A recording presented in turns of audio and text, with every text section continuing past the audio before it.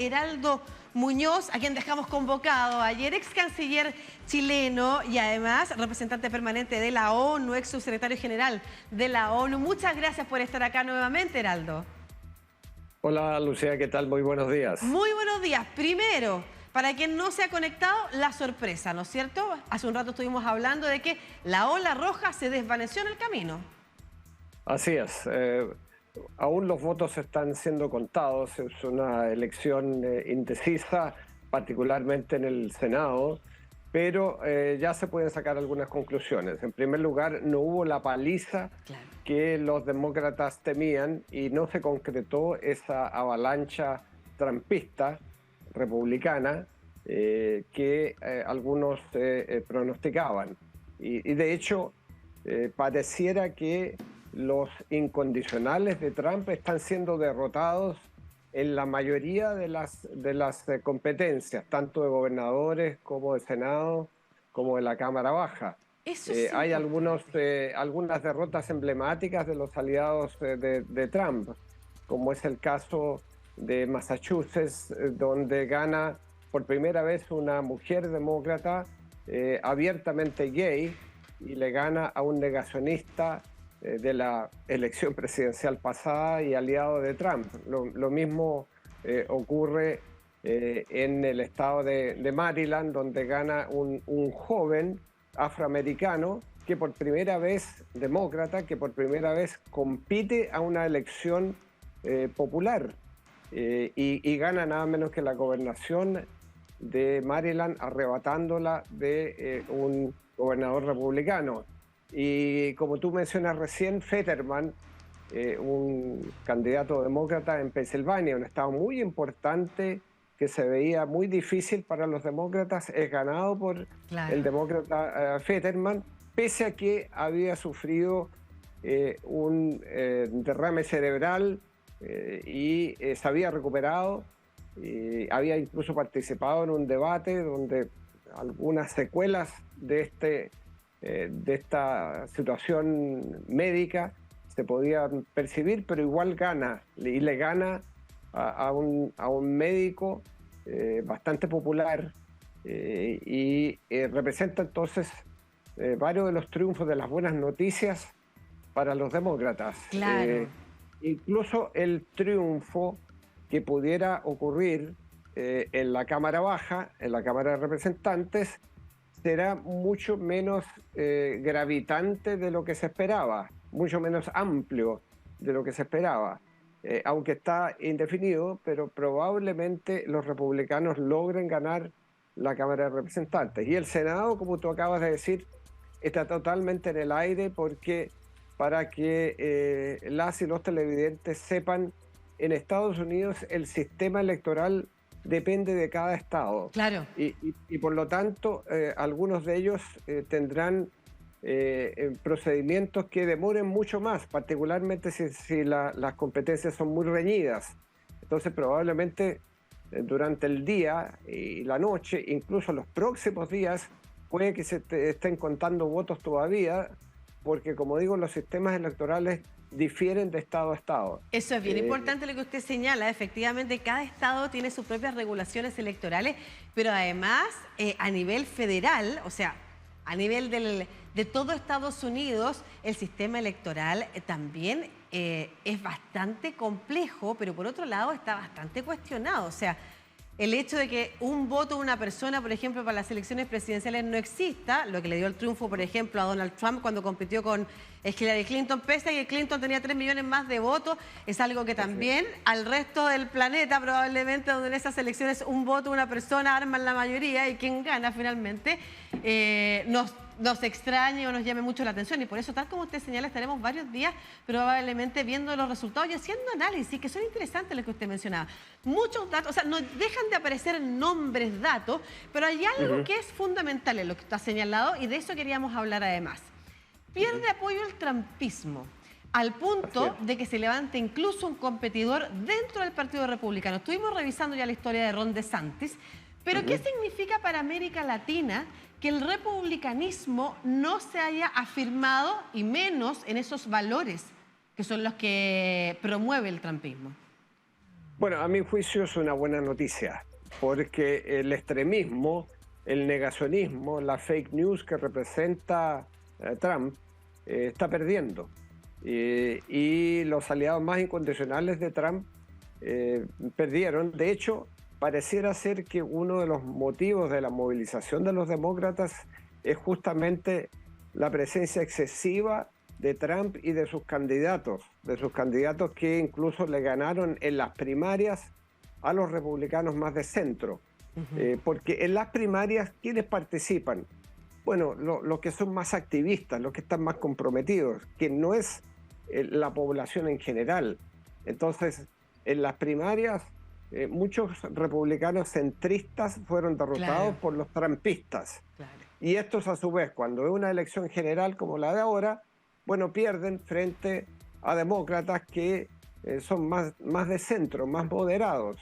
Y yo creo que esa es una buena noticia para América Latina, es decir, la extrema derecha tiende a perder y surgen nuevos candidatos, no digamos que son muy liberales. Muy moderado, tampoco. de hecho Ron DeSantis no lo es, claro. No lo es, claro. Pero de hecho Ron DeSantis ha sido muy criticado ya y atacado por Trump, y sin embargo se impone como gobernador de Florida con porcentajes muy elevados, incluso en lugares donde dentro del estado de Florida, donde los demócratas han sido tradicionalmente fuertes. Entonces surge esta figura de Ron DeSantis que le va a competir evidentemente a Donald Trump.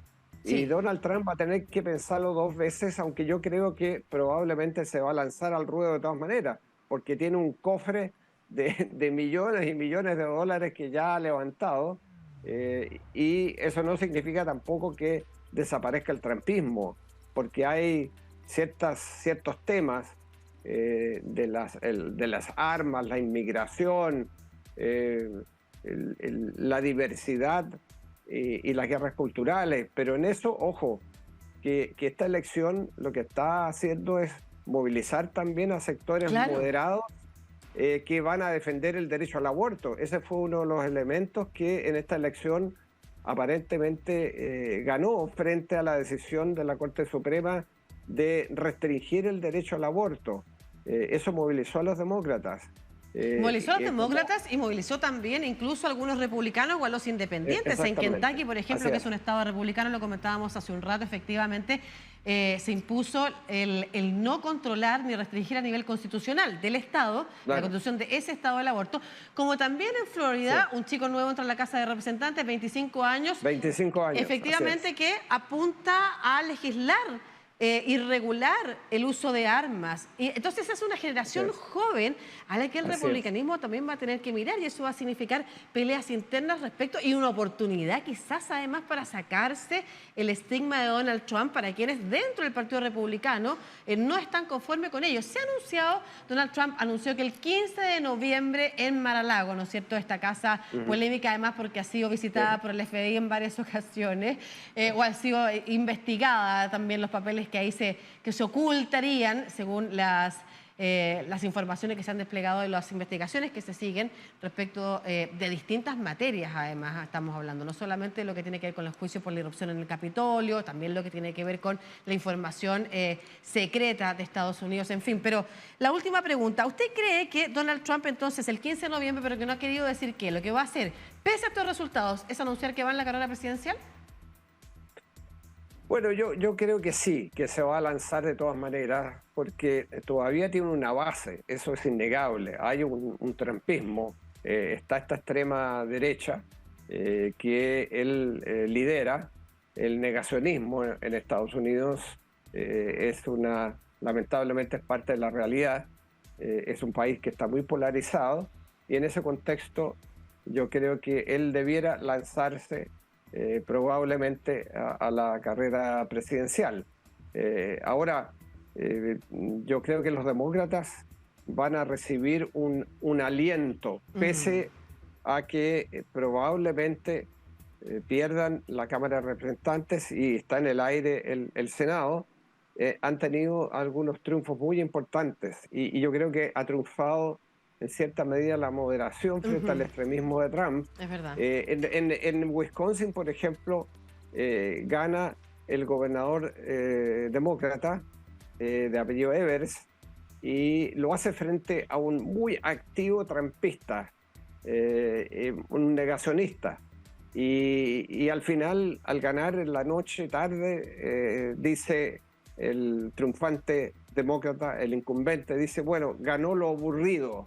Lo aburrido, Yo, claro. yo soy aburrido, pero gané. La gente quiere moderación.